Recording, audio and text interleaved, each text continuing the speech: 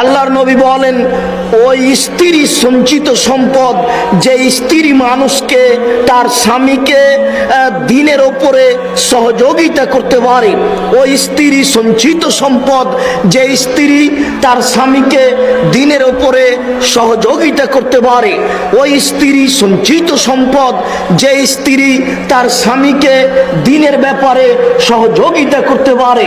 নামাজের সলাতের সময় হলে আজ নামাজ পড়ার জন্য, সলাত আদায় করার জন্য অনুরোধ করে।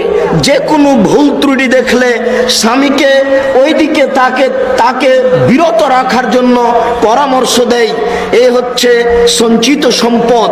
আমি বলছিলাম, আপনার মুখখান আল্লাহর পক্ষ থেকে একটা সঞ্চিত সম্পদ, একে আপনি মূল্যায়ন করুন। এইভাবে রাস্তাঘাটে চলে গল্প করে, অত চা পান করে, ওতে দোকানপাটে বসে থেকে আড্ডা পিটে আল্লাহকে সন্তুষ্ট করা যায় না। এটা আপনাদের ভুল পরিকল্পনা।